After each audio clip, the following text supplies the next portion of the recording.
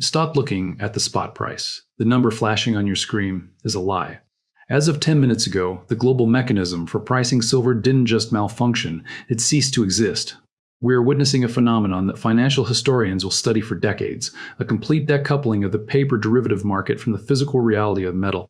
While the charts say one thing, the streets are saying something entirely different. The phones at major bullion dealers are ringing off the hook, but nobody is answering. The buy buttons on the world's largest exchanges are grayed out. This is not a bull market, this is a system failure. To understand the gravity of this moment, you have to look past the ticker symbol and into the plumbing of the supply chain. I conducted a stress test of the retail market this morning, contacting 3 separate tiers of the industry, a major online retailer, a local brick-and-mortar shop, and a primary wholesaler. The result was a uniform blackout.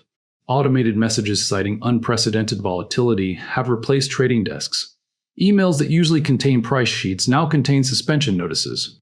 When the people who sell money for a living stop selling, it means they no longer know what money is worth. We are watching a liquidity crisis in reverse. Usually, a crisis means there are no buyers. Today, there are no sellers. The physical market has evaporated because the risk of selling has become mathematically infinite for dealers. If a shop quotes a price, and the market moves $7 in the time it takes to process the credit card, that business is insolvent. This is why the industry has gone dark. We are seeing a breakdown in the basic trust required to conduct commerce. The evidence of this breakdown is found in the premium explosion. In a functional market, the premium, the price you pay over spot, is a small fee for fabrication and distribution. Today, that premium has become the primary price discovery mechanism. American Eagles are commanding premiums of $35 or more. Generic rounds, essentially raw industrial metal, are trading at multiples of their fabrication cost. This divergence is the smoking gun. It proves that the spot price is merely a suggestion, a ghost number derived from paper contracts that settle in cash, while the real price is being fought over in back alleys and private transactions. But what triggered this vertical ascent? The catalyst is originating thousands of miles away from Wall Street. Reports from Asian markets indicate a structural shift in manufacturing that defies all modern industrial logic. Factories in Shenzhen and Shanghai, facilities designed to produce consumer jewelry, have halted their assembly lines. They are not making necklaces, they are retooling to cast investment-grade kilogram bars. When an industrial base cannibalizes its own core products to produce raw store-of-value assets, it signals a complete loss of faith in fiat currency. This is not speculation. This is a cultural reversion to silver as the primary vehicle for wealth preservation. Simultaneously, the paper market in New York is hyperventilating. We witnessed trading volumes in a single hour that eclipsed half of the global annual mine production. This volume is not driven by new buyers entering the market. It is driven by panicked entities trying to exit. Short sellers, bullion banks, and hedgers are all rushing toward the same narrow exit door at the same time.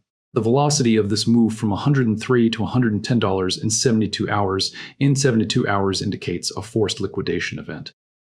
The algorithms are broken and the humans are paralyzed. This leads us to the dealer death spiral, a concept few retail investors understand. A dealer is not an investor, they're a hedged middleman. They rely on stability to capture a spread. When prices go parabolic, their inventory is wiped out instantly by a panicked public. But they cannot restock because wholesalers have locked the vaults. They are left with a pile of devaluing cash and no metal to sell. The irony is that silver hitting record highs creates a cash flow crisis that threatens to bankrupt the very businesses dedicated to selling it. We are likely hours away from seeing smaller shops fold. Not because business is bad, but because the market is too violent to survive. The implications of this extend to the Comex itself. The exchange operates on a fractional reserve basis, holding a tiny percentage of physical metal against a mountain of paper claims. With open interest representing hundreds of millions of ounces in registered inventory sitting at multi-year lows, the math does not work. If even a small fraction of contract holders stand for delivery driven by the fear that metal is unobtainable elsewhere, the exchange faces a default scenario. They would be forced to settle in cash or change the rules, effectively admitting that the paper contract is worthless as a claim on physical metal. We are no longer discussing forecasts or probabilities. We are documenting a collapse in real time. The Citigroup targets of $150, once seen as extreme, now appear conservative. When the physical supply chain locks up, the price ceiling is removed. We are entering a phase of price discovery where the value of silver is determined not by high-frequency trading algorithms, but by the desperation of industrial users and sovereign entities who need the metal to function. This is 1971 all over again, but with a digital accelerant. The world is waking up to the reality of finite assets in an infinite liquidity system. The window to acquire physical metal at anything resembling a paper price has closed. From this point forward, you are not buying a commodity. You are buying insurance against the failure of the pricing mechanism itself. The dealers have stopped answering the phones because there is nothing left to say. The market is spoken, and its verdict is final.